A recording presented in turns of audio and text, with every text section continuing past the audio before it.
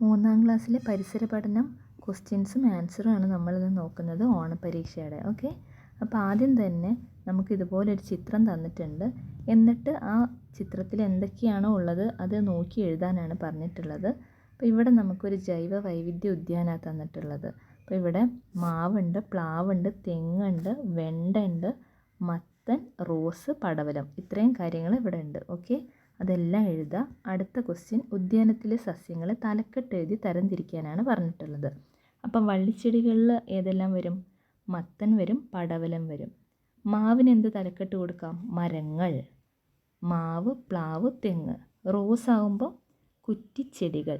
Okay, അങ്ങനെ നമ്മൾ തലക്കെട്ട് കൊടുത്തിട്ട് അത് പൂർത്തിയാക്കുക.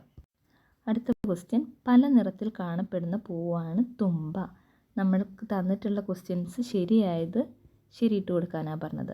അപ്പോൾ അത് തെറ്റാണല്ലേ? അപ്പോൾ അത് തെറ്റാണ്. ഓക്കെ, ആദ്യത്തത് തെറ്റാണ്. മുള ഒരിക്കൽ മാത്രമേ പൂക്കുകയുള്ളൂ, അത് ശരിയാണല്ലേ? രണ്ടാമത്തത് ശരിയാണ്. രാത്രിയിൽ വിരിയുന്ന പൂക്കൾ പല നിറത്തിലുള്ളവയാണ്, തെറ്റ്. രാത്രിയിൽ വെളുത്ത പൂക്കൾ മാത്രമേ പൂക്കുകയുള്ളൂ അല്ലേ? ഇനി നീലക്കുറിഞ്ഞി വർഷത്തിൽ 2 തവണ പൂക്കുന്നു, അതും തെറ്റാണ്. നീലക്കുറിഞ്ഞി 12 വർഷത്തിലൊരിക്കലേ പൂക്കുകയുള്ളൂ അല്ലേ? ഓക്കെ, നമുക്ക് അടുത്ത പ്രവർത്തനം നോക്കാം. മായുന്ന പച്ചപ്പുകൾ. ചുവടെയുള്ള ചിത്രം നോക്കുക. ഇത്തരത്തിലുള്ള സ്ഥലങ്ങൾ നിങ്ങൾക്ക് ചുറ്റും ഉണ്ടോ എന്നാണ് ചോദ്യം. ഉണ്ടെങ്കിൽ ഉണ്ട്, ഇല്ലെങ്കിൽ ഇല്ല എന്ന് എഴുതുക. ഇനി അടുത്തതായിട്ട്, ഈ പ്രദേശത്ത് ശുചിത്വം ഉറപ്പാക്കാൻ ഗ്രാമപഞ്ചായത്ത് ബോർഡ് സ്ഥാപിക്കാൻ തീരുമാനിച്ചു. ബോർഡിൽ ശുചിത്വ സന്ദേശങ്ങൾ എഴുതാനാണ് നമ്മളോട് പറഞ്ഞിട്ടുള്ളത്. ഞാൻ പറയാം, നിങ്ങൾ എഴുതണം. കൈ കോർക്കാം നല്ല നാളേക്കായി.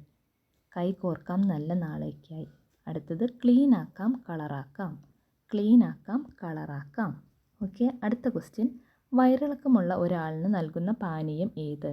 ചായ, കൊക്കക്കോള, ഉപ്പിട്ട കഞ്ഞിവെള്ളം, സർബത്ത്. അപ്പം സി ഓപ്ഷനാണ് ശരി, ഉപ്പിട്ട കഞ്ഞിവെള്ളം. ഓക്കെ, അടുത്ത ചോദ്യം, നമുക്ക് ഇങ്ങനെ ഒരു ചിത്രം തന്നിട്ട് ജലത്തിലൂടെ പകരുന്ന രോഗങ്ങൾ ഏതെല്ലാമാണെന്ന് ചോദിച്ചിട്ടുണ്ട്. കോളറ, വയറിളക്കം, മസ്തിഷ്ക ജ്വരം, മഞ്ഞപ്പിത്തം. മനസ്സിലായല്ലോ? കോളറ, മഞ്ഞപ്പിത്തം, മസ്തിഷ്ക ജ്വരം, മഞ്ഞപ്പിത്തം, വയറിളക്കം. ഓക്കെ, അപ്പോൾ ഇത്രയും കാര്യങ്ങൾ എഴുതുക. നെക്സ്റ്റ് ക്വസ്റ്റ്യൻ, ജലത്തിലൂടെ പകരുന്ന രോഗങ്ങൾ തടയാൻ വേണ്ടിയിട്ട് നാം എന്തെല്ലാം ചെയ്യണം എന്നാണ്. അപ്പോൾ ആദ്യം തിളപ്പിച്ചാറിയ വെള്ളം മാത്രം കുടിക്കുക. ഭക്ഷണം പാകം ചെയ്യാൻ ശുദ്ധമായ ജലം മാത്രം ഉപയോഗിക്കുക. ടാങ്ക്, കിണർ എന്നിവ വൃത്തിയായി സൂക്ഷിക്കുക. ഓക്കെ, അടുത്ത ചോദ്യം, പ്ലാഗ് പരത്തുന്ന ജീവി ഏതാണെന്നാണ്. പ്ലാഗ് പരത്തുന്ന ജീവി ഏതാ? എലിയാണല്ലേ? ഓക്കെ, അപ്പോൾ ഇത്രയേ ഉള്ളൂ നമ്മുടെ ക്വസ്റ്റ്യൻസ്. ഇനി നമുക്ക് മറ്റൊരു മുൻവർഷ ചോദ്യം നോക്കാം. ഓരോ ജീവിക്കും അനുയോജ്യമായ ഭക്ഷണം ഏതെന്ന് കണ്ടെത്തി വരച്ച് യോജിപ്പിക്കാനാണ്. നമുക്കറിയാം, സിംഹം എന്താ കഴിക്കുക? സിംഹം മാനിനെ കഴിക്കും, പാമ്പ് തവളയെ കഴിക്കും, പരുന്ത് കോഴിക്കുഞ്ഞിനെ കഴിക്കും, ആട് ഇല കഴിക്കും. ഓക്കെ, അത്രയേ ഉള്ളൂ. അടുത്ത ചോദ്യം, പല നിറത്തിൽ കാണപ്പെടുന്ന പൂക്കൾ.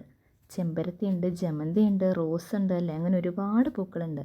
ഒരു നിറത്തിൽ മാത്രം കാണപ്പെടുന്ന പൂക്കൾ മുല്ല, നിശാഗന്ധി, അങ്ങനെ കുറച്ച് പൂക്കൾ അല്ലേ? തുമ്പ എന്നിവയൊക്കെ ഉണ്ട്. അപ്പോൾ അതൊക്കെ എഴുതിയിട്ട് നന്നായിട്ട് എക്സാം എഴുതുക. ഓക്കെ, അപ്പോൾ ഓൾ ദി വെരി ബെസ്റ്റ്.